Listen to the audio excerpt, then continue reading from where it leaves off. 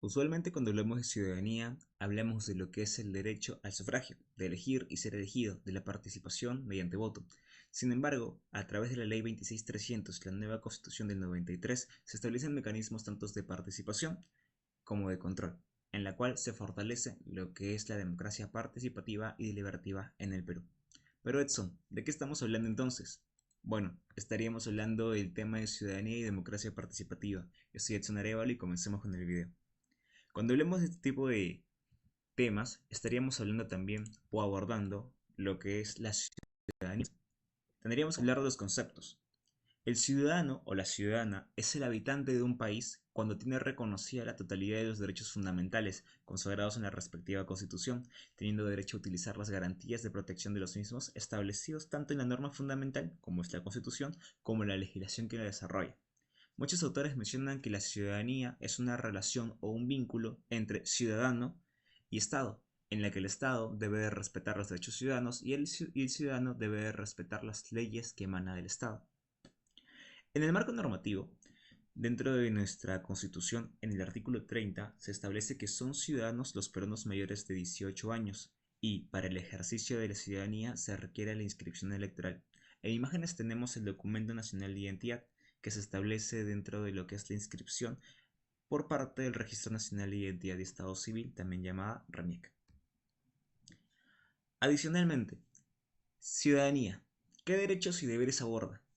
Los derechos en sí son vastos. Es la capacidad de intervenir en asuntos públicos. Y los asuntos públicos no solamente significa en votar, también en poder participar de organizaciones sociales de base, en lo que son referéndums, consultas populares, también formar parte de los consejos de coordinación local o regional, la libertad de pensamientos y de opinión con respecto a la toma de decisiones del Estado. Uno puede encontrarse en contra o a favor de esto. Sin embargo, el Estado no puede vulnerar sus derechos, ¿no?, a expresarse o emitir un juicio de valor. Los deberes: honrar la patria y proteger los intereses nacionales. Es necesario que el ciudadano defienda la Constitución y sus leyes, conociéndolas, comprendiéndolas y divulgándolas. Adicionalmente de pagar los tributos. ¿Por qué es importante el pago de tributos?, nos preguntaremos. Porque el pago de tributos es el pago al Estado para satisfacer las necesidades colectivas, llámese el pago a los funcionarios públicos, llámese también la prestación de los servicios o incluso lo que son las creaciones de obras tanto nacionales, regionales y locales. También tendríamos que hablar del voto en el Perú. El voto en el Perú tiene 5 características. Es personal, o sea, parte de la libertad, ¿no?, o la decisión de la persona. Es igualitario, todos los votos valen por igual. Es libre en el sentido de que nadie puede no condicionar el voto ni obligar a que se vote por una decisión o no. Es secreto, la persona tiene la completa libertad de comentar si es que ha votado por tal opción o de repente reservarse el voto. Y por último, la característica de obligatoriedad. Esta característica se da mucho en lo que es la región latinoamericana, debido a que no contamos con una tradición democrática. Es por ende que las legislaciones, hasta el día de hoy, siglo XXI, no emiten un voto facultativo, más allá en el caso peruano de que cumplan los 71 años, porque el voto es obligatorio hasta los 70. Además, podríamos mencionar que estos derechos de la capacidad de ejercicio en lo que es el ciudadano se pueden suspender temporalmente, tanto por resolución judicial de interdicción, que lo emana un juez especializado en materia familiar, por sentencia con pena privativa de la libertad, en la que se suspende obviamente la libertad y elegir y ser elegido en ciertos puntos, y por sentencia con inhabilitación de los derechos políticos, que lo determina el Congreso de la República, por casos netamente de corrupción. Ahora, también tendríamos que hablar de la nacionalidad, que se establece dentro del artículo 2 de la Ley de Nacionalidad, que son peruanos por nacimiento las personas nacidas en el territorio de la República, pero también los menores de edad en estado de abandono, que residen en el territorio de la República, hijos de padres desconocidos. Donde un menor de edad se encuentra en el territorio, no ha nacido en este, pero no se desconoce su nacionalidad y el origen de los padres. Es por ende que el Estado le brinda el derecho a tener una nacionalidad. y las personas nacidas en el territorio extranjero, hijos de padre o madre peruanos de nacimiento que sean inscritos durante su minoría de edad en el registro de Estado Civil, sección nacimientos de la Oficina Consular del Perú. Esa posibilidad también se puede dar. Por otro lado, tenemos los peruanos por naturalización.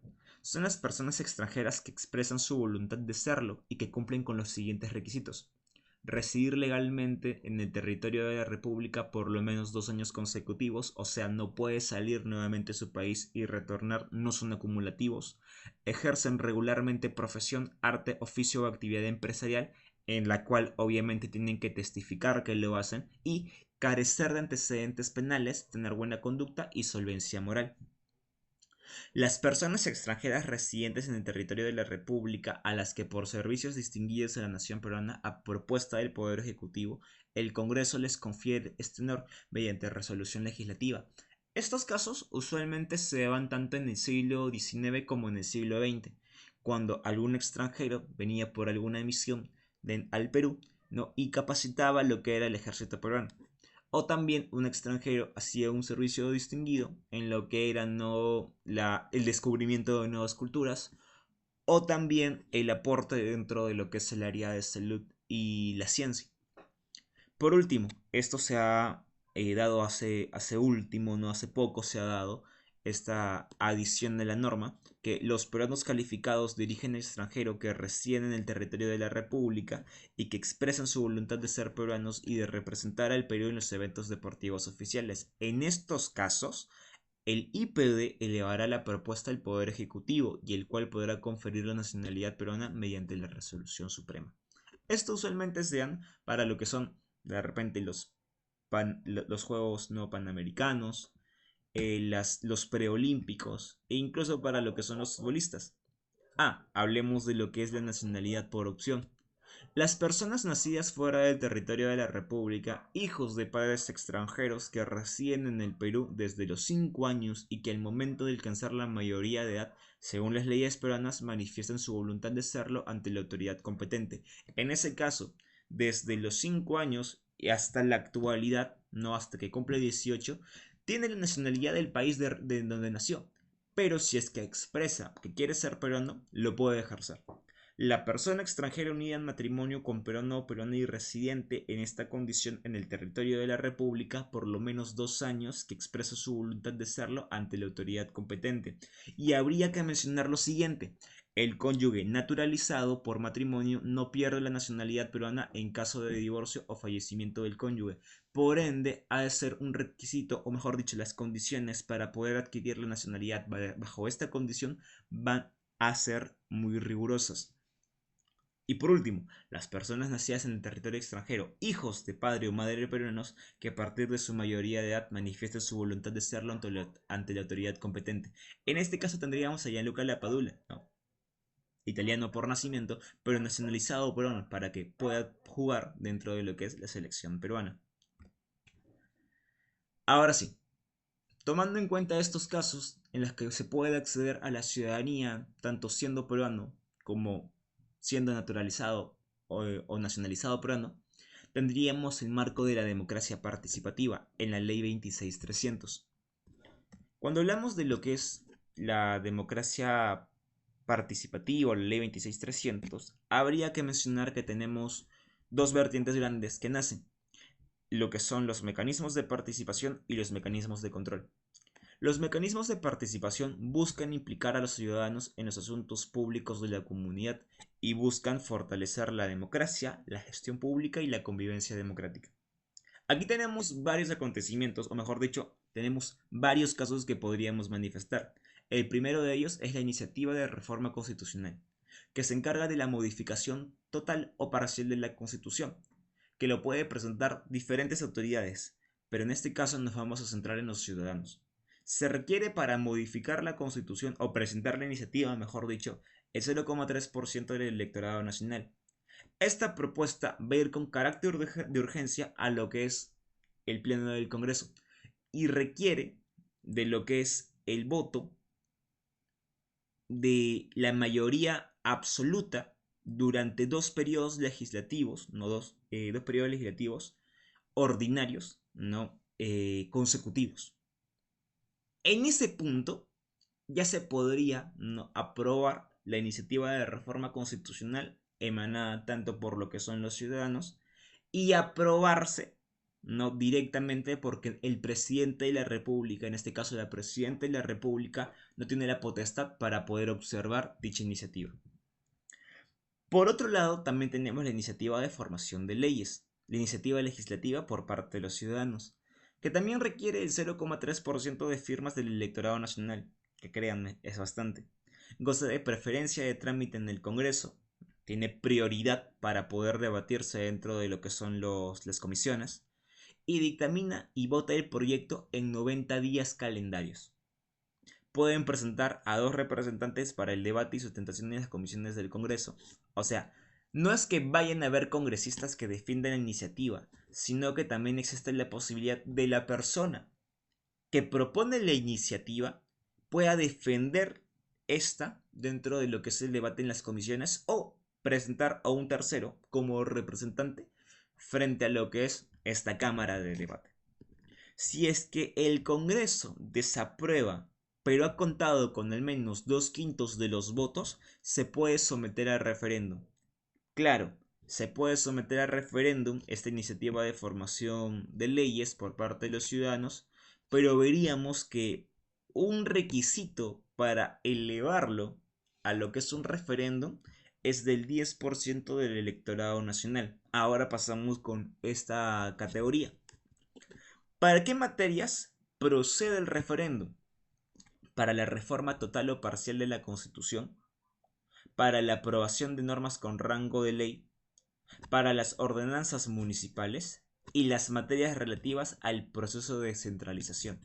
En este caso, la última hace referencia a la unión entre regiones para que conformen una macrorregión. Sin embargo, hasta el día de hoy no se ha visto un referéndum, no de estas magnitudes, porque el proceso como tal no se ha efectuado de manera eficaz. El referéndum en sí se aprueba dentro de los 4 meses de aprobada la solicitud. Se presenta la propuesta del referéndum y se le da este periodo de tiempo para que la OMPE y el Jurado Nacional de Elecciones se encarguen de elaborar todo este proceso electoral y se pueda materializar dentro de un sufragio. Adicionalmente, con el referéndum no pueden someterse a esta materia la supresión o la disminución de los derechos fundamentales de la persona, ni las normas de carácter tributario y presupuestal, ni los tratados internacionales en vigor, porque estas materias le corresponden tanto al Ejecutivo como al Legislativo. Por otro lado, hablaríamos también del presupuesto participativo, que es un mecanismo de asignación equitativa que fortalece las relaciones entre el Estado y la sociedad civil. Sin embargo, para hablar de presupuesto participativo, tendríamos que mencionar que para aprobar esto se requiere, ¿no?, de la votación favorable del Consejo Municipal, que está establecido o conformado tanto por lo que es el alcalde del distrito y los regidores de este. Busca hacer el presupuesto participativo más eficiente en la asignación y ejecución de los recursos municipales. Además, el regidor del municipio o del gobierno o el consejero del gobierno regional se encarga de fiscalizar el cumplimiento del uso de los recursos económicos del presupuesto participativo para lo que es la institución u organización que se acuña a estas. Habría que mencionar también que cuando hablamos de presupuesto participativo, existe un proceso o fases de esta. La número 1 es la preparación, en la que se divulga todo lo que es el presupuesto participativo y se toma conciencia de esta. La número 2, que es la concertación. Se establecen cuáles son las necesidades poblacionales y por último se da la coordinación para posteriormente hacer la formalización de la entrega del presupuesto participativo. Tomaremos en cuenta que este proceso cuenta con 4 fases. Para culminar con lo que es los mecanismos de participación ciudadana, valdría la pena también mencionar lo que es la consulta previa. La consulta previa se encarga de establecer un diálogo intercultural, comprendiendo interculturalidad, como un diálogo horizontal entre el Estado, en base al respeto, y los representantes de la comunidad nativa o indígena. Esto con la que es la creación de obras públicas dentro de su comunidad, con la creación de leyes o también la entrega de los recursos naturales de esta zona. Es el derecho a la consulta que se realiza en los pueblos para garantizar sus derechos colectivos. Eso es cierto. Pero también tendríamos que tomar en cuenta que cuando existe un consenso, el acuerdo entre las dos partes, Estado y comunidad, es vinculante, o sea, es obligatorio. Pero existe un vacío dentro de este proceso, que cuando existe un desacuerdo como tal, no necesariamente es vinculante o obligatorio, ya que no existe no una formalidad como tal a seguir. Y es por eso que este vacío legal se aprovecha para la explotación de los recursos de las comunidades. Valdría la pena entonces que el Tribunal Constitucional tome en cuenta esto. Aquí tendríamos un caso para ejemplificar lo que es la materia del referéndum. En el año 2018 se convocó a esta consulta nacional para ver sobre 4 materias en específico, lo que es la reforma constitucional sobre la conformación de la Junta Nacional de Justicia para eliminar el Consejo Nacional de Magistratura, la aprobación de la reforma constitucional que regulaba el financiamiento de las organizaciones políticas, la reforma en la reelección inmediata parlamentaria de la República y por último, la reforma para la bicameralidad. Hoy por hoy tendríamos que comentar también que este proceso tuvo con una amplia mayoría el sí, sí, sí y el no, en la que sí se creó el JNJ, la Junta Nacional de Justicia, se empezó a regular el financiamiento de las organizaciones políticas, se prohibió la reelección inmediata de los parlamentarios, pero no se restableció la bicameralidad. Una característica de lo que es el referéndum, y tomando en cuenta el contexto que estamos en el 2024 y 2025, es que hoy por hoy, habiendo pasado ya cerca de 6 años aproximadamente, o un poco más, se restableció la bicameralidad en el Congreso. Y si es que el referéndum era la máxima expresión de democracia directa, en la que todos los ciudadanos expresaron que no se quería restablecer la bicameralidad, ¿por qué lo tenemos actualmente?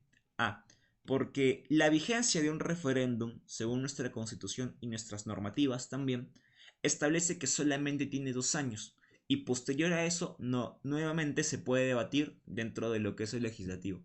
Y en este caso se aprobó no dentro de los mecanismos que posee el Congreso o las atribuciones de este. Ahora hablemos del control ciudadano. Son mecanismos que también están establecidos en la Ley 26300 y busca implicar a la ciudadanía en los asuntos públicos de la comunidad. Busca regular el poder político de las autoridades elegidas y funcionarios públicos. La primera de ellas va a ser la revocatoria, que es la destitución a alcaldes y regidores, autoridades regionales de elección popular, tanto presidentes, vicepresidentes y consejeros, y los jueces de paz en los centros poblados. Para hacer el pedido de la revocatoria y establecer el proceso de votación para que se ejecute o no, tenemos que tener un 25% de firmas del electorado local. En el momento que se cuenta con con el 25% de firmas no y se da el proceso correspondiente, posteriormente se pasa a una votación organizada por la ONPE, en la que se requiere como mínimo el 50% de participación de todos los votantes. Y para la aprobación de la revocatoria, de todos estos participantes que participan, se requiere el 50% más 1. Para hacer este tipo de votaciones, se va a efectuar en los 90 días siguientes de la solicitud, para que la OMP empiece a administrar todo el proceso y organizar lo que son las votaciones. Se puede pedir nuevamente después de 2 años el proceso de revocatoria si es que la primera no fue óptima. Pero veremos una característica ¿no? que impediría esta posibilidad. No se puede presentar tanto en el primer y en el último año de mandato. Y nos preguntaríamos, ¿por qué no se puede? Primero, no se puede presentar en el primer año de mandato porque la alcaldía o la administración edil no cuenta con el presupuesto designado por ellos mismos o establecidos por ellos mismos, sino cuentan con el presupuesto establecidos por el gobierno anterior. Es por eso que no pueden cumplir con las promesas que hicieron en su época de campaña. A partir del segundo año, ya se podría empezar a hacer lo que es la elaboración del proceso de revocatoria. Tampoco en el último año. ¿Por qué? Porque ya están cerrando todo lo que son las cajas municipales y estableciendo el presupuesto para el siguiente gobierno. La autoridad encargada a la que se le presenta es la OMPE y va a resolver este pedido en 30 días. Y la apelación para lo que es la revocatoria o el pedido de la revocatoria en el caso la OMPE la rechace va a ser el Jurado Nacional de Elecciones. Por otro lado, tenemos en el ejemplo del caso de revocatoria en Lima en lo que es el año 2013, ya que este proceso de revocatoria para lo que fue la exalcaldesa de Lima Metropolitana Susana Villarán el 17 de marzo de 2013 contó primero que nada con un amplio financiamiento, ¿no? Para que justamente se vote por el no, por la no revocatoria. Aquí tenemos varios actores, artistas y deportistas que apoyaban este proceso para la negatoria de la revocatoria. Al final y al cabo, en la revocatoria de 2013 no se llegó a revocar a la exalcaldesa Susana Villarán, pero años posteriores sí se dio el caso de que sí estaba no investigada, no, por lo que era actos de corrupción o delitos contra la administración pública. Por otro lado, contamos con la remoción de autoridades y la rendición de cuentas. La remoción de autoridades va a ser para autoridades designadas por el gobierno central o regional. No comprende a los jefes políticos militares en las zonas que se ha declarado estado de emergencia. Y se requiere para esto, más no una votación, sino un pedido del 50% del electorado local. Dado esta presentación a la OMPE por lo que es la remoción de autoridades, se empezaría a destituir de su cargo. Algo que debería mencionar es que como tal no existe un antecedente de remoción de autoridades. Sí, se encuentra dentro de la norma, pero como tal hasta el día de hoy no es ejecutado. La rendición de cuentas, por otro lado, sí es un mecanismo que se suele implementar constantemente. Interpela a las autoridades con respecto a la ejecución presupuestal. La autoridad está obligada a rendir cuentas y requiere del 10% de firmas del electorado local o 25.000 firmas de la circunscripción administrativa este, y se responde por parte de la autoridad que tiene que ser interpelada dentro de los 60 días calendarios. Dentro de los casos de rendición de cuentas, en el año 2018 tenemos la iniciativa Habla Castañeda, en la que éste tenía que responder un pliego interpelatorio de más de 100 preguntas con respecto a la ejecución de obras dentro de su administración municipal. Habiendo hablado de estos temas, ¿no? Valdría la pena mencionar que existe la ley 26300 y que ha contado con una serie de actualizaciones. Es por eso, ¿no?, que las universidades se han empeñado mucho en lo que es las preguntas con respecto al abordaje de este tema. Espero haberlos apoyado durante la clase del día de hoy y nos vemos en una próxima ocasión para hablar de lo que es la estructura del Estado. Hasta luego.